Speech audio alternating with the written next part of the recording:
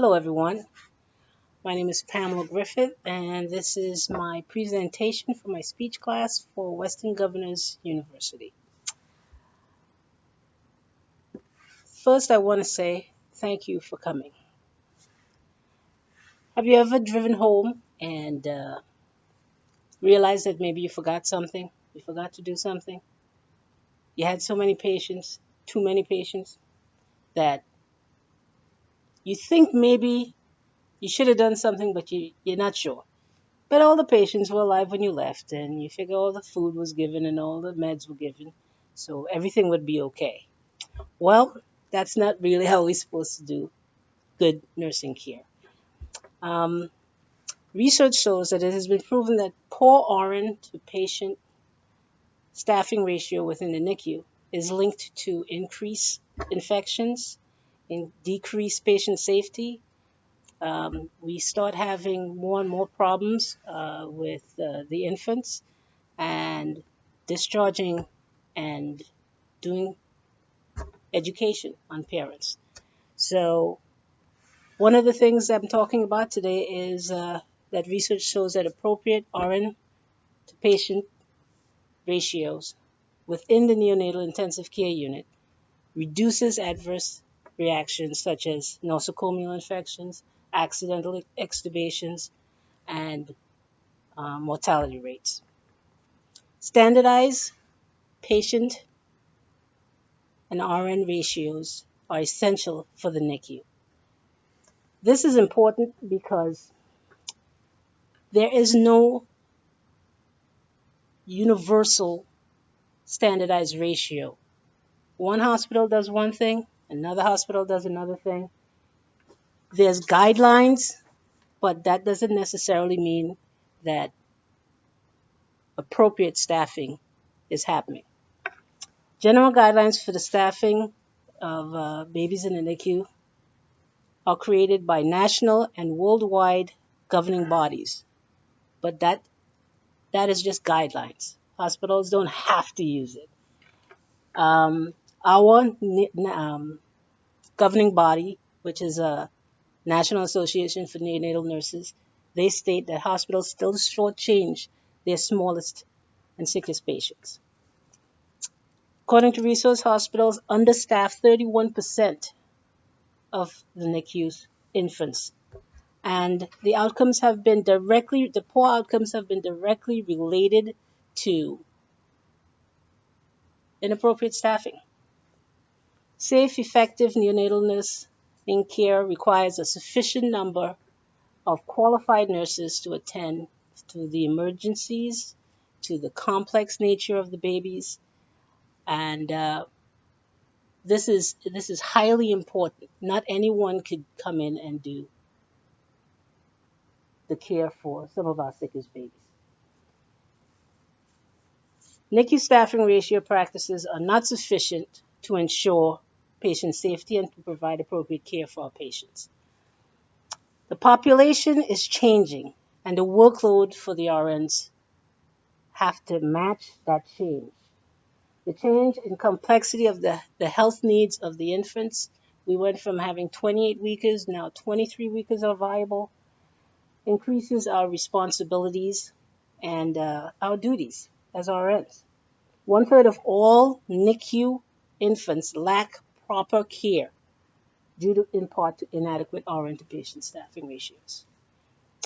Now, positive reactions associated with appropriate staffing ratios is you get a decrease in central line infections. You get, you show that kids have a higher rate of getting off oxygen. We meet their goals better. There's a positive association with a reduced risk of adjusted mortality rates and staffing ratios within the NICU. All these things are good things that can happen when we staff appropriately. Now, on this graph, you just see that the recommended nurse to patient ratio is based on acuity and the definitions of it according to Journal of American Medical Association of Pediatrics. The acuity for 1 through 5, which is basically a level 3 NICU, sometimes a level 4. The 5 being the most unstable and requiring the most complex care. And of that 5, as you can see, blue are the nurses. Sometimes you need 2 nurses for 1 baby. And for the most just basic of care, PO feeding, you can have 4 babies to 1 nurse. But a lot of times, we realize that that doesn't always work out. But that is the guideline. That is the way that we can ensure that the infants have appropriate care. And so, to summarize my point, standardizing of appropriate RN to patient care with the NICU is essential. We need to have everyone on the same page, every NICU on the same page, everybody understanding what level 1 through 5 is. An appropriate and standardized staffing ratio for the NICU is needed to maximize proper care for our most complex babies, because a lot of times those are the babies that just get sit and put aside. So in closing, present practices are not sufficient. Adverse and sometimes fatal reactions increase when staffing decreases. That is by Rogowski, 2013. To date, California is the only state that has mandated specific RN to patient ratios. Why the rest of the country does not have it, I do not know.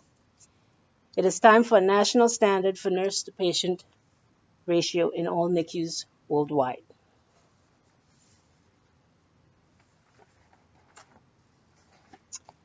Any questions? How is the RN to patient ratio determined in the NICU when there are so many levels of? There are acuity tools that have been developed and validated and are site specific. We are a level 3 in our institution, so we have from 1, 2, 3. We do have a 1-to-1, but we follow NAN guidelines, and they should guide your decision making. Is there a certain mixture of personnel needed to fulfill this staffing ratio? Yes, you have to have RNs with very specific certifications or advanced training, and that is absolutely paramount. Research shows that they should be experienced in infants with multi-system failures. Is the understaffing just a NICU concern? No. Healthcare has gone through a dramatic change. The nursing population is aging. There are fewer replacements, shortages of nurses, and the financial landscape, the Center for Medicaid and Medicare reimbursement laws have made it a hospital-wide issue. Yeah. Okay. Thank you very much.